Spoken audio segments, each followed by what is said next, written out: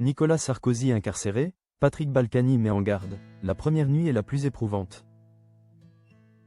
Nicolas Sarkozy incarcéré, Patrick Balkany alerte sur la dureté de la première nuit en prison.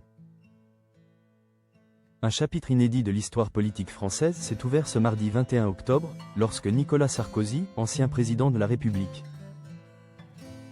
a été transféré à la maison de santé de Paris.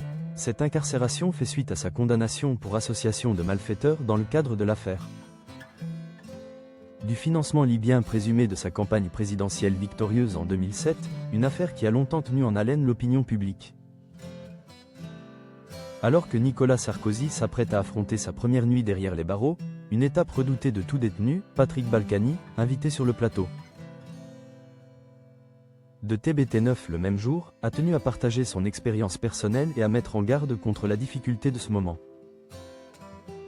Si c'est une première historique pour un président de la Ve République, Nicolas Sarkozy n'est pas un novice de la politique confronté à l'univers carcéral.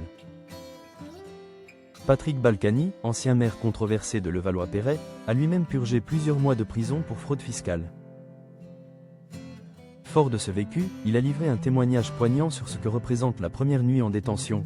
J'imagine qu'il est environ 19 h. L'heure où les portes se ferment derrière lui. Il a eu son repas. Mais à partir de là, la nuit commence vraiment. Et cette première nuit est terrible. Elle est éprouvante. Il va entendre beaucoup de bruit. Les claquements de portes, les coups, les chuchotements. Les nuits en prison sont loin d'être calmes. C'est un brouhaha constant, très désagréable, et qui use psychologiquement. La première nuit est souvent celle que l'on redoute le plus. Le silence pesant qui suit ses paroles sur le plateau souligne la gravité de ses propos. Curieux, Cyril Hanouna s'enquiert alors avec empathie. Est-ce qu'il peut téléphoner cette nuit? A-t-il la possibilité d'appeler ses proches? À cela, Patrick Balkany répond avec pragmatisme, précisant que la communication téléphonique en prison est strictement encadrée. Je doute qu'il ait déjà accès à ses contacts autorisés. Il faut normalement une procédure administrative. Les numéros doivent être validés par le procureur de la République. Ensuite, une carte téléphonique rechargée doit être mise à disposition. Ce processus prend souvent plusieurs jours. J'espère néanmoins que des mesures ont été prises pour qu'il puisse appeler rapidement, car c'est important pour le moral.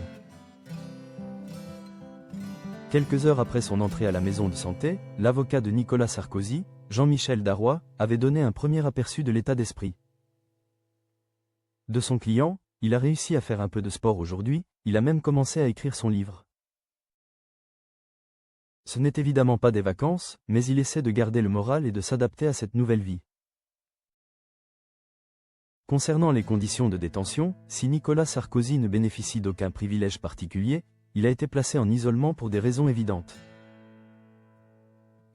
de sécurité. Toutefois, il dispose d'une cellule individuelle d'environ 9 mètres carrés, une taille qui, bien que restreinte, lui offre un minimum d'intimité.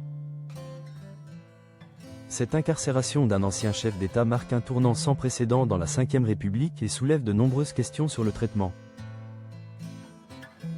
des personnalités publiques en détention. Le parcours de Nicolas Sarkozy derrière les barreaux ne fait que commencer, et les prochains jours seront scrutés de près tant par les médias que par l'opinion publique. Si vous aimez cette actualité, merci de liker la vidéo et de vous abonner à ma chaîne. Je publierai les dernières nouvelles tous les jours pour que vous ne manquiez rien. Merci beaucoup.